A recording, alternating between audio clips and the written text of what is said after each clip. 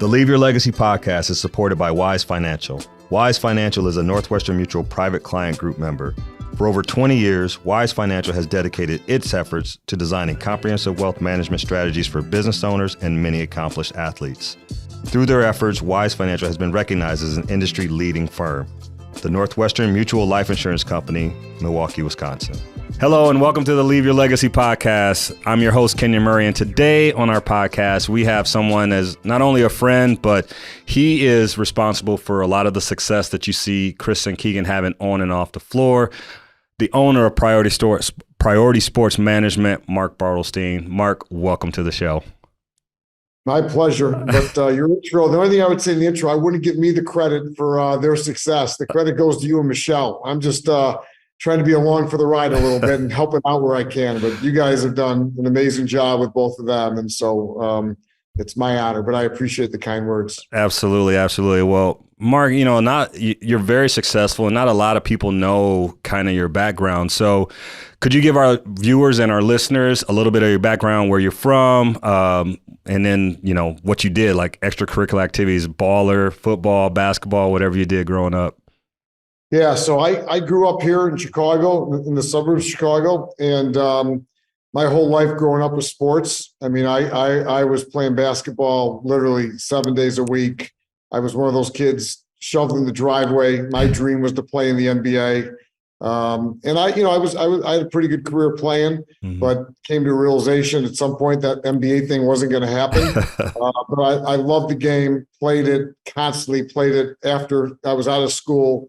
Really played it up till about 10, 12 years ago. My knees kind of gave out on me. Okay. But after, I went to Illinois undergrad, and then went to Northwestern's Kellogg Graduate School, where I got my MBA from there.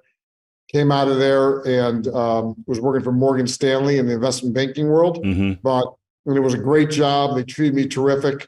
But it was kind of really all about making money, and that's what you were. I was doing foreign exchange arbitrage, so it was going there and make money for the company every day, and it just wasn't making my heart sing, know. And always wanted to be involved in sports and certainly basketball, and just kind of came up with this idea of starting up a sports agency. Had no idea what I was doing at the time.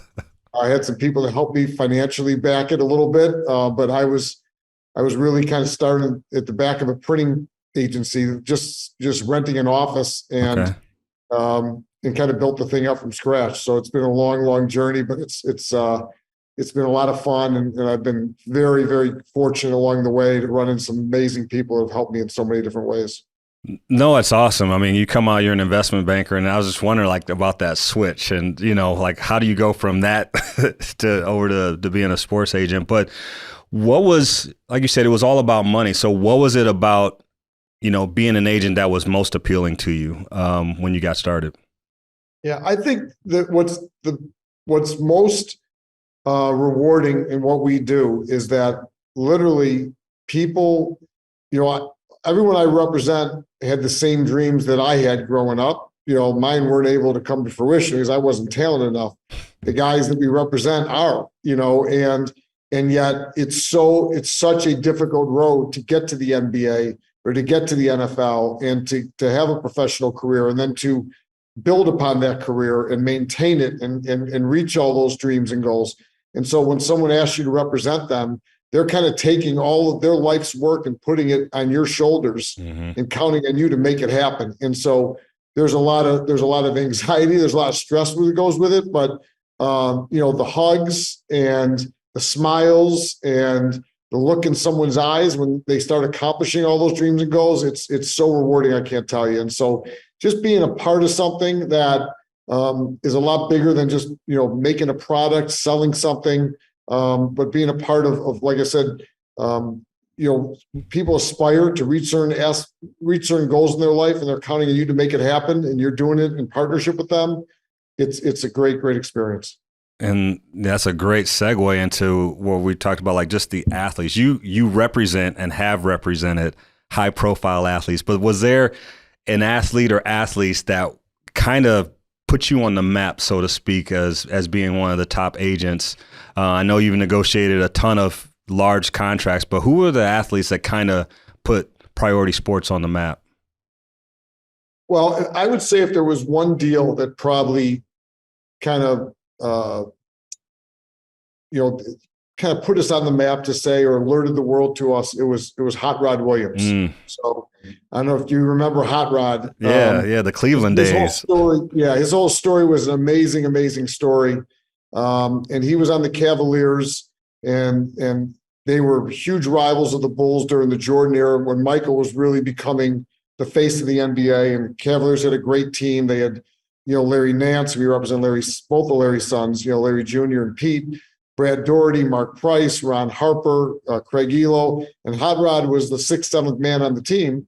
And we were able to negotiate a contract for him when he became a free agent, where he became the highest paid player in the history of the NBA. And so he sort of doubled what Michael Jordan was making at the time and was the highest paid player. I think it was actually the highest paid athlete in team sports potentially at that time, I know, in the NBA. Wow. And so that kind of shook the world. Like, how did that happen? And that gained us a lot of notoriety. And that was, I think, really kind of catapulted us on a national scene. Well, and you're not afraid of hard work, that's for sure. I would say some in the office probably call you a workaholic. You never miss a day. But, it'd be easy for you right now with all the success that you've had and Priority has had to kind of sit back and let things kind of happen. But you're still in there grinding every day. And I've seen it firsthand. Like, what is the thing that just drives you today to be as good as you were when you first started out? I think it's two things. I think first off, like what I mentioned before, like when somebody, like, for example, like you've got 2 sons, and I know the amount of love and nurturing and resources and time that you and Michelle put forth, into Kris and Keegan. And as a family, you're choosing myself and everyone here at Priority Sports to have the blessing of representing them going forward. I take that really seriously, and so I'm not going to let you down, and I'm not going to let your boys down, and I'm not going to let down all the players that we represent. So you go to work every day, and I tell everybody here in the office, like, we can't have a bad day. Right. Like we cannot have a bad day here, because that bad day, if you're just making a product, you can throw the product out and start over the next day. Like, every decision we might have ramifications for our clients for years and years to come in their families. So it's that motivation, it's that sense of responsibility that I carry with myself every day. That people's lives are counting on the decisions I make and the amount of work and effort I put forth. And the one thing that I'm not good at, I don't sleep well at night if I feel like I left some stone unturned. So I'm going to make sure everything that could possibly be done and a whole lot more was done to the benefit of our clients, Yeah, no. And like I said, we've seen it firsthand, and we talked about going through the process of selecting an agency, and we were interviewing people, but you interviewed us too. And, I think one of the things that I've always thought about, and you said it a couple of different times, but like you said, you wanted to represent our family. So what was it about the Murray clan that, that you felt, hey, this is a family that I want to represent. These are players that I want to represent. Because Michelle and I still kind of pinch ourselves with where we are today, thinking about 4 years ago where we were with the boys and everything. But what was it about, Kris and Keegan and our family that was like, we want to be a part of their journey? Well, I would say, so there's nothing more important to me than our culture and what we stand for as a company. And it's, you can't stand for something and you can't be about something if you're not consistent in the way you go about handling your life every day. And so there's a lot of really talented players, in the NBA, but we really believe that we represent the highest character guys, the guys that people look up to, the guys that are leaders of their team that do it in the right way. And I remember the first Zoom call that I had with you guys, and there was a humility and a sense of gratefulness and appreciation that came across from your whole family that just resonated with me that day. And I got off that call and I literally said to everybody in the office, the Murrays are exactly what we're all about, and it's not because like, it's not the talent level. Like, Keegan was a 4th pick in the draft, and Kris is going to be a 1st-round pick this year. And hopefully we're going to do as much possible to understand he needs to be moving up more and more in this process like Keegan did last year. But talent level, and they're going to keep getting better. But that's not it. It's just, it's the way they handle themselves. It's how they don't call attention to themselves. They're all about the team. They're about getting better. They're appreciative of everything. There's literally, to be as successful as they are and have as little arrogance as they have, not little, they have no arrogance. They probably need to have a little more. Right. Yeah, absolutely. Probably would serve them well to have a little more arrogance. But it's just what I believe in. Like that, I think life, I tell people in the office, karma is a real thing. Yeah. When you get with the right people who handle their lives the right way and show gratefulness and humility, good things happen to them. And that's what attracted me to your family more than anything else. I appreciate that. Yeah. It's, it's funny. We say the things and we're like, that's just how you're supposed to live. I mean, that's just how it's supposed to be. And so we're very fortunate, to have you as a representation of our family. But what was it? I know for me last year, it was probably right around maybe January, February when I was like, okay, Keegan's like a legit, like, first round, maybe top 10 pick. And obviously Chris came in last year. Like, when did you say, okay, Keegan is the real deal? And when did you think the same thing about Chris? Because, there's going to be a lot of back and forth and there's always a comparison, but I think that there were certain things that they each displayed that made me go, okay, yep, he's ready. And the same thing with Chris, like, yeah, he's ready. But what was that moment? When was that moment for you? Well, there was two moments, honestly, with Keegan. He got off to a good start and he was putting up a lot of numbers and captured everyone's attention a little bit. But it was kind of like the middle of the Big Ten season when, he was being game planned for every night and you knew he was being game planned for every night. And he just sort of imposed his will. Yeah. And just literally started playing downhill all the time. And it was that moment I said, okay, well, he's a for sure first round pick, and I was just curious as to how he was going to handle more and more attention, not just like I said, media wise or the success he's having, but now the attention where you're getting the best defender every night and the second best defender and a third game might be coming, Right. And then, so I was really excited about him. I knew he was going to be a first round pick. And then we got to the Big Ten tournament and it went to a completely different level. And that's when I said, okay, this guy's a monster. You know what I mean? Like this guy, there's no telling. And it was just it was the constant improvement that was going on, And to tell you the truth, the thing with Chris, when I knew Chris was going to be a great player, was Chris could have left last year. Yeah. And he could have stayed in the draft. We talked about this a bunch. There were teams that were interested. He was going to get drafted, worst case, early second, probably late first. And when Chris made the decision, he wanted to go back to Iowa because he wanted to have the platform to be the guy, and he wanted to have that responsibility level, and he wanted the pressure of having to win games. Because a lot of times you hear kids will say, I'm going to bet on myself. I'm going to the NBA. Yeah. And I always say, I actually look at it the other way. If you think people haven't really seen everything you're all about, the real way to bet on yourself is to go back to school where you're going to have a much bigger platform, much more opportunity. The ball's going to come through you every time. And now you're going to be able to show everybody what you're really all about. Right. And the fact that Chris bought into that and he wanted that challenge told me everything I need to know about what was going to happen with Chris this year. And sure enough, it's exactly what happened. Yeah. Yeah, no, it's amazing. And you put the pressure too of like following Keegan. Like that's the one thing as parents we still deal with. I mean, we were out in Sacramento and it was just bananas with the people that kept calling him Keegan. And I was like, no, this is Chris. And so to deal with all that along with performing on the basketball floor, I think really says a lot about Chris and his character. Never downplaying what his brother did, but always saying like, hey, like I'm good too. And I'm going to show you. So obviously it was betting on himself, was also taking the information that he got from you and everybody else at the firm too, and just taking it to heart and really going out and then doing the work. Like he's not afraid of work. And that's the one thing that I think, Kyle is seeing now with the training. He's starting to see that he's put the work in even while he was here at Iowa. The beauty of it is they're both late bloomers, like they're late bloomers. And I mean, like you said, 4 years ago, you're begging someone to even take a look at it, right. And so now look what's happened. So I think what's most exciting is, if you watch both of them through the year, Keegan with the Kings and Chris with Iowa, they just keep getting better and better and better. And so I don't know what the ceiling is, but we're not going to put one on them. I'll tell you that much. And we're going to just keep growing and keep pushing them. And and they love the work. You know, they as a matter of fact, maybe they work a little too much at times. We got to pull them back. Yeah. But they love being in the gym, and honestly, it's like they don't have that many other interests. You know what I mean? Like they right. just they like being in the gym, and they love playing basketball. Yeah, for sure.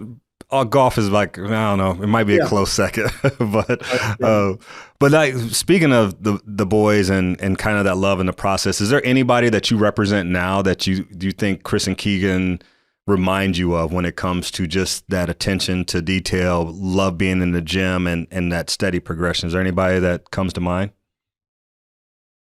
I would say, I mean, there's definitely guys. I think like their personalities are so unique because they just, you know, we live in a world where so much is look at me, and there's none of that look at me with them. And I have a client of mine who's retired now. You remember him, PJ Brown. He's a great player. PJ just went out and played. Yeah. Never pounded his chest. He just went out and played, was a great player. Yeah. Currently, like a guy like Herb Jones, who's a heck of a player and just goes out every night, and he's meticulous in his preparation. He's meticulous in just attention to detail. Never pounds his chest, and even and he's a superstar, and one of the best players in the league, like Brad Beal, for all his success and all his talent, Brad doesn't call attention to himself. He just goes out there and he's that's what he expects of himself every night. You know what I mean? And because he puts the work in and he and I talk about it all the time. I'm amazed at what Brad can, he might miss a couple of games and get a practice in due to some kind of a nagging injury or something. He'll go out the next night and get 40. And I'm like, my God, he's like, that's all the work in the summer, man. I got the muscle memory. Like he's so prepared, from the work he puts in. So I just think those guys, there's a demeanor, there's a work ethic, there's a humility, and you put all those components together, like really, really good things happen. Yeah, no, and they're very meticulous. Keegan was actually talking to a college athlete the other day, and he was talking about like his routine. Like he's very meticulous. Like he shoots at the same time, he gets the same nap. Going on the road is something too. He said was a big adjustment to him, but it's like you said, like when you know yourself, know your body, know how you perform, and you start putting those things into work. And I think Kris will do the same thing as far as figuring that out. But like you said, just the time and energy that goes into everything before playing the actual game. There's so much that goes into that part of it. I think that's where there's a little bit of misinformation with a lot of players. They think it's all about playing, but it's all the other stuff that goes into being able to prepare and perform on the floor. Yeah, playing is the least amount of time you spend in terms of your job, the actual playing. It's all the work that leads into getting to the point where you play the game, and I think a lot of times, the fans don't, they think these guys are they're obviously all superhuman in a lot of respects for their talent level, their athleticism, the skill, but it doesn't just happen. Right. Like there's so much work that goes into this, skill level work, what they're doing with their bodies, what they're doing, in terms of preparing themselves from a psychological standpoint, just recovery after every game. There's so much that goes in behind the scenes. Everybody sees the finished product when it's game time, but there's a lot that goes into get to game time for sure. Yeah, absolutely. Well, we're going to switch the focus back to you now. You and your wife Sherry, you have 4 kids. So what's kind of keeping your kids busy nowadays? What are they into? I know your son is in the NBA working as well, but we'd love to kind of hear like what the family's doing and outside of priority sports. Yeah. So my kids are all doing great, proud of all of them. So my son, Josh, he just got an incredible opportunity. He was the assistant GM of the Pistons, where he had worked, pretty much he played at Michigan, and after playing at Michigan, he got hired a year later by the Pistons, but just got named the CEO of the Phoenix Suns, which was incredible for him. So that's an unbelievable opportunity at his age. They have a new ownership change, and the owner came in and knew Josh from the owner played at Michigan. Wow. And so Josh is with the Suns and going through his first playoffs with them right now. He just moved to Phoenix a couple of weeks ago. My oldest daughter, Morgan, is working for a sports marketing agency, Overtime. She's doing great there and doing really terrific things. And then my next one, Courtney, works at Northwestern Hospital, Northwestern Hospital in the cardiology unit. She's physician's assistant there. And so she's doing some amazing things there. And then my youngest one is going to be a teacher. Yeah. She just started, wants to be a guidance counselor, and she's going to save the world for all of us. So that's where her head's at every day. So they're all doing well. That's awesome. It's a lot of fun to watch them all do their own thing. Yeah, absolutely. We definitely feel the same way. So I do have some rapid fire questions for you as we kind of wrap this up. So the first one, in all your travels, what's your favorite country to travel to and why? So I need to make sure my wife doesn't hear this podcast because I don't travel a whole lot. And that's definitely been because I'm busy working. So it's like, we haven't been to a lot of places. So she really wants me to go to Israel with her, and she wants me to go to Greece with her. Okay. So we'll try to make that happen a little bit. But I haven't done, other, we've been to the Caribbean a little bit on vacation, been to Mexico, things like that. But I haven't done, most of my trips have been kind of in and out in a day like that. All of my excursions, you'd think I was out of my mind that I could travel there back in the day, but I find a way to do it. So. Oh my gosh. Well, I mean, just the experience at the draft last year. I mean, you flew in the day of and you were gone like right afterwards. So we know you're always on the move. Second question, what is your favorite NBA arena? Wow. I mean, to me, there's nothing like being in the Garden. There's just a different feeling when you walk into the Garden. It's just that's the Mecca, and that atmosphere in there. And the NBA is always in a better place when the Knicks are really good. So it's, I think even like you had the game the other night, got a little physical. That place will be it'll be up for grabs when they play Game 3. So I would say that I've been to just every arena, but I would say the Garden is just a little different. That's awesome. That's awesome. All right, now this is the Leave Your Legacy podcast. So my last question is, what is your definition of legacy, or what does leaving a legacy mean to you? You can go either way on that. I mean, I think at the end of the day, and I'm so fortunate that I'm in a position where I get to have an impact on a lot of people's lives, right? So I get to impact the lives of my clients, their families, and all of our employees here. I don't want to call employees, or all of our partners here at our company. So I think that your legacy to me is how you impact others. Do you, if you're a teammate, do you make your teammates better? Do you allow them to be more successful? Do you celebrate their successes? Are you thinking about your own success every day, or people that you live with, work with? Even people you compete with in some ways, you know what I mean? So I just think that a legacy ultimately is, if you made other people's lives more enriched, more successful, help them achieve levels that maybe they didn't even know they could achieve on their own, and you've played some part in helping that happen. To me, that's what legacy should be all about. Oh, that's awesome. No, very well said, and I couldn't agree with you more. And knowing you were going to be on the show, I chose this quote. It's by a writer and mentor, Ken Perot. It says, "There is no greater power and support you can give someone than to look them in the eye and with sincerity and conviction say, 'I believe in you.'" And I know you've done that with us. You've done it with Kris and Keegan. And it's something that I don't think we'll ever be able to express to you just how fortunate we are as a family to have you representing our boys. Your partners in the office have been phenomenal for us. I mean, this has been for us the easiest transition going from college to pro, and everything that goes in with it, just because of you and everyone that represents you in the office. So we just want to say thank you from the bottom of our hearts.